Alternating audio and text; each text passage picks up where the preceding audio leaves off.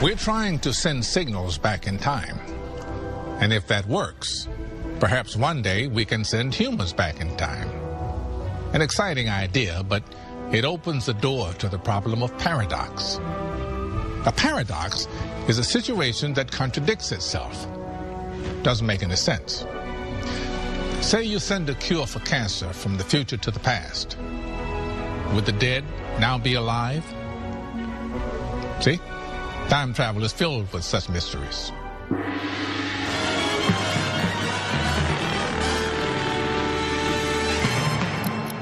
The things we would like to understand about time travel are, one, is it possible, even in principle, do the laws of physics permit backward time travel? We don't know the answer. We need the laws of quantum gravity in order to find out the answer. Second question is, if backward time travel is possible, then what does nature do about the so-called grandfather paradox? That I can go backward in time, then, if it's possible, and kill my grandfather before my father was conceived, thereby changing history so that I no longer exist. What does nature do about that? The conservative interpretation is that space-time is one four-dimensional thing. It doesn't change. So if time travelers go to the past, they were always part of the past, and they don't change it. In other words, if you had time travelers aboard the Titanic, they might have warned the captain about the iceberg, but he didn't pay any attention to them, like he didn't pay any attention to the other iceberg warnings, because we know the ship ended up hitting an iceberg. So that's the conservative view, that time travelers don't alter the past. They can participate in the past. In fact, one wag once said that the real thing that sank the Titanic was the extra weight of all the stowaway time travelers on board to see it sink. In fact, there is a simple reason we aren't surrounded by time-traveling tourists from the future. It's because no one has built a working time machine.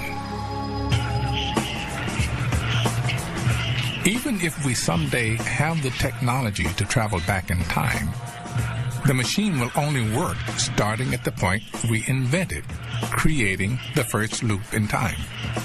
When you create a time machine by moving cosmic strings up in the year 3000, you create a time loop up in the year 3000 by twisting space and time.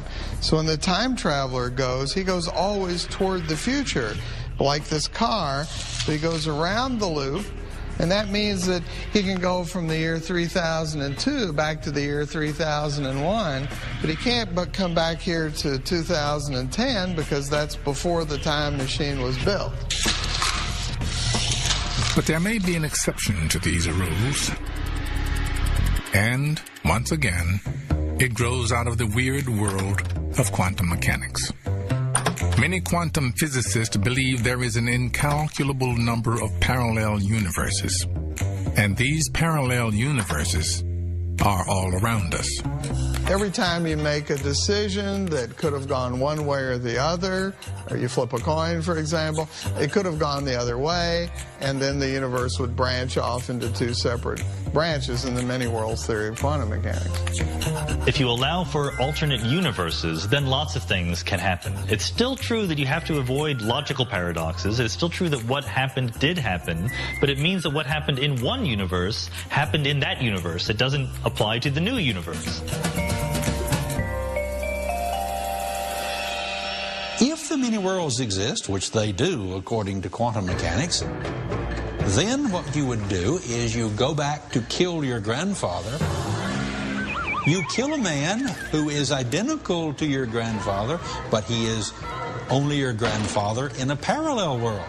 In that parallel world, your grandfather, being killed by you from another universe, is never going to give rise to your father, hence to you.